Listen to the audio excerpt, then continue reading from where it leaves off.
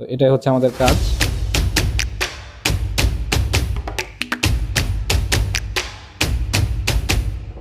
আমার হাতে যে ব্যাটারিগুলো দেখতে পাচ্ছেন এগুলো হচ্ছে লিথিয়াম আয়রন ফসফেট ব্যাটারি। তো এগুলোর কিন্তু বিভিন্ন ধরনের মডেলের, বিভিন্ন সাইজের এবং শেপের ব্যাটারি হয়ে থাকে। যেমন চারকোনা হয়ে থাকে, গোল, এর থেকে একটু ছোট সাইজের হয়ে থাকে, এগুলো একটু লম্বাটে বড় সাইজের সিলিন্ডার টাইপ ব্যাটারি। টাওয়ারে ব্যবহার করার জন্য আরেকটু বড় সাইজের সিলিন্ডার টাইপ ব্যাটারি রয়েছে। তো এটার যে মডেল সেটা হচ্ছে IFR 32140 15 অ্যাম্পিয়ারের 3.2 ভোল্টের একটা সেল, 48 ওয়াট আওয়ার। তো এইগুলা কিন্তু খুবই জনপ্রিয়, বিশেষ করে ইলেকট্রিক সাইকেলের জন্য, ব্যাটারি প্যাক তৈরি করার জন্য এগুলা সবচেয়ে বেশি ব্যবহৃত হয়, কারণ একটা 15 অ্যাম্পিয়ার আওয়ার করে আপনারা ব্যাকআপ পাবেন। তো এগুলা দিয়ে কিন্তু 48 ভোল্ট অথবা 24 ভোল্ট বা 12 ভোল্টের কিন্তু ব্যাটারি প্যাক তৈরি করলে অনেক লং লাস্টিং হয়। এবং এটার সবচেয়ে বড় যে বৈশিষ্ট্যগুলো সেগুলো আপনারা জানেন, প্রায় 4 থেকে 5,000 লাইফ সাইকেল। তার মানে আপনি প্রতিদিন যদি একবার করে একদম ফুল খালি করেন এবং আবার রিচার্জ করেন, তাহলে কিন্তু এই ব্যাটারিগুলো কমসে কম 4 থেকে 5 বছর, 4 বছর তো অনায়াসেই সার্ভিস দিবে এই একটা ব্যাটারি। তো সেই হিসেবে এগুলো দিয়ে ব্যাটারি প্যাক তৈরি করলে যে সবচেয়ে বড় সুবিধা সেটা হচ্ছে আপনি লাইফ টাইম অনেক দিন পর্যন্ত এটা ব্যবহার করতে পারবেন। তো এই ভিডিওতে আমি আসলে এই ব্যাটারিগুলো ব্যবহার করে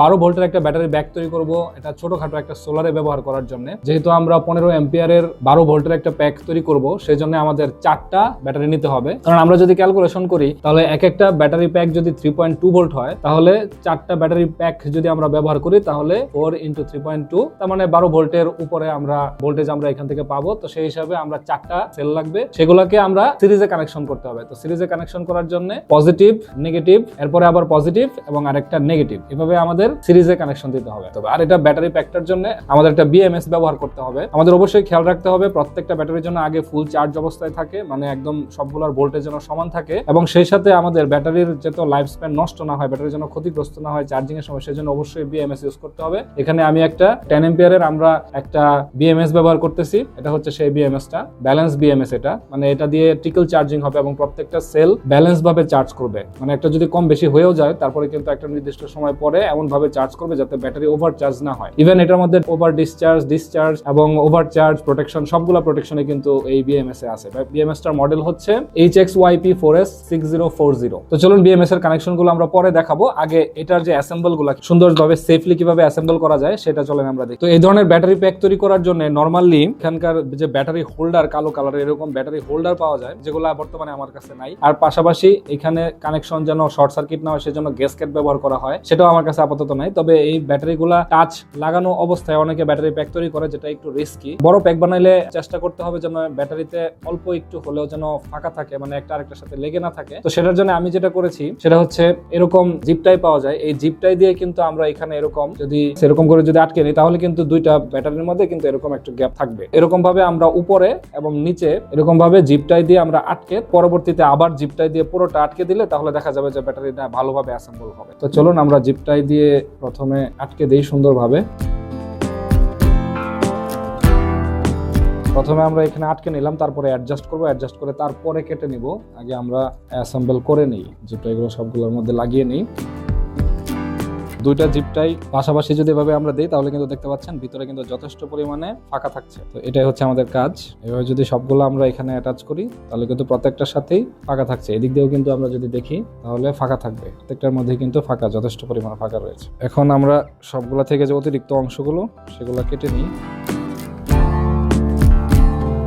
আলাদাভাবে প্রত্যেকটা সেলে জিপটাই দিয়ে আমরা সেপারেট করার পরে এখন প্রত্যেকটাকে একসাথে এইভাবে 4টা জিপটাই দিয়ে সুন্দর করে আটকে দিচ্ছি, যাতে করে সুন্দরভাবে অ্যাটাচড থাকে। দেখতে পাচ্ছেন অলরেডি কিন্তু দেখতে চমৎকার লাগছে এবং এটা কিন্তু একদম সিকিউরড হয়ে গেছে। এবং সবচেয়ে বড় ব্যাপার হচ্ছে একটা ব্যাটারি কিন্তু একটা ব্যাটারির সাথে লেগে নাই, প্রত্যেকটা কিন্তু সেপারেট। এখন আমরা এগুলো বাড়তি অংশগুলো কেটে নিই।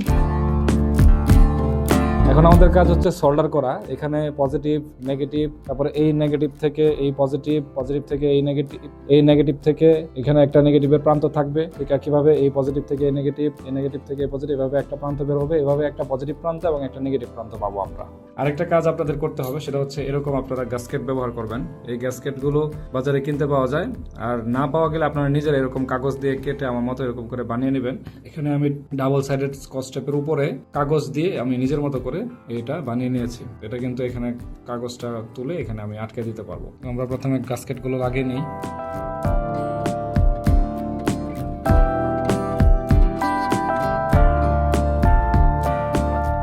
নর্মালি আমাদের যদি স্পট ওয়েল্ডার থাকে তাহলে এভাবে স্পট ওয়েল্ডার দিয়ে এগুলো কানেকশন করাটা সবচেয়ে বুদ্ধিমানের কাজ, তাহলে খুবই সিকিউর হবে। আর যাদের স্পট ওয়েল্ডার নাই তারা সোল্ডারিং আয়রনের মাধ্যমে আপনারা সংযোগ দিতে পারেন। তবে এই মুহূর্তে আমি যেটা করব সেটা হচ্ছে আমার কাছে এরকম একটা পোর্টেবল স্পট ওয়েল্ডার আছে, দেখতে পাচ্ছেন। তো এই স্পট ওয়েল্ডারটার মাধ্যমে আমি এটার যে কানেকশনগুলো সেগুলো দিব এই ধরনের মোটা নিকেল শিট ব্যবহার করে। তো এটা একটু ওয়েটটা এটা একটু বেশি, আমি এটা ব্যবহার করব এখানে। এরকম ভাবে ব্যবহার করে আমরা স্পট ওয়েল্ডিং করে তারপরে এটার সংযোগগুলো দিয়ে দিব। তো এতটুকু করে কাটলে চলবে।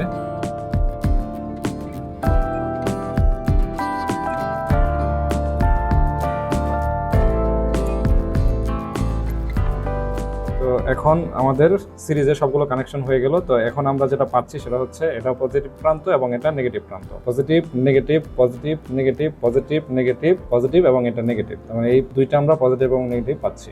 এখন আমরা একটু ভোল্ট মিটারে মেপে দেখবো যে আমাদের কানেকশনটা ঠিক আছে কিনা। দেখতে পাচ্ছেন আমরা 14.14 পাচ্ছি। তো লিথিয়াম ব্যাটারির ক্ষেত্রে আমরা সাধারণত এরকমই পাই, মানে 14.14 বা 5.6। ফুল চার্জে এরকম 14.45 এরকম পাবো আর কি। তার মানে আমাদের কানেকশন ঠিক আছে। এখন আমাদের যেটা করতে হবে সেটা হচ্ছে বিএমএস কানেকশন করতে হবে। তো আমরা এটার জন্য এই বিএমএসটা ব্যবহার করব। এই বিএমএসটা যদি আমরা এখন কানেকশন দেই তাহলে মোটামুটি আমাদের কাজ কমপ্লিট।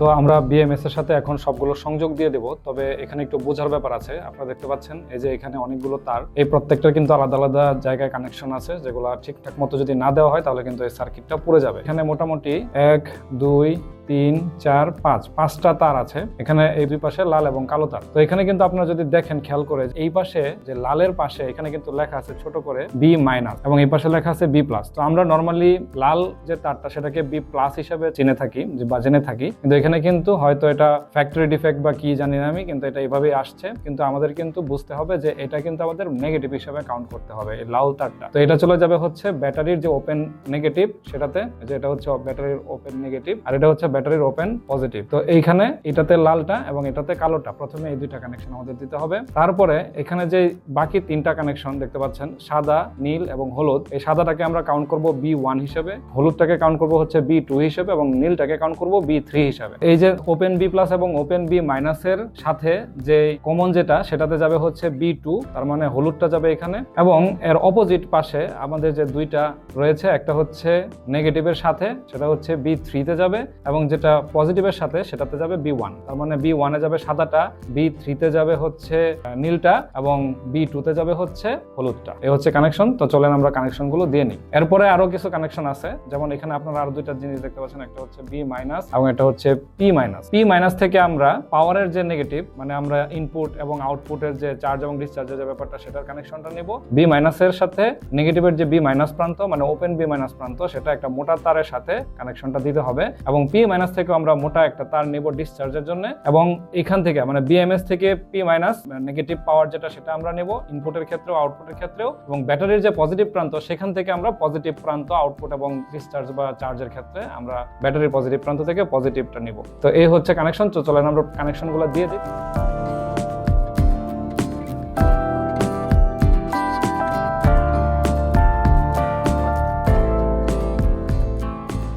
তো আমরা ছোট ছোট যে চিকন তারগুলো সেগুলো সবগুলোর কানেকশন দিয়ে দিলাম। এখন আমাদের মোটা তারের যে কানেকশনগুলো, তো বি মাইনাস থেকে এখানে যে ব্যাটারির বি মাইনাস, এখানে আমরা একটা মোটা তারের কানেকশন দিতে হবে। তো এটা আমরা লাল বা কালো যেটা দিলেই হলো, সমস্যা নেই, কিন্তু একটু মোটা তারে দিতে হবে। আর এইখানে লাল দেখে আপনারা বিভ্রান্ত হবেন না, এটা যদিও লাল পজিটিভকে নির্দেশ করে কিন্তু এখানে কিন্তু একটু ডিফেক্ট হয়ে আসছে। এটা কিন্তু বি মাইনাস মানে ব্যাটারির নেগেটিভ প্রান্ত কিন্তু এটা। তো চলেন আবার কানেকশনগুলো দিয়ে নিই।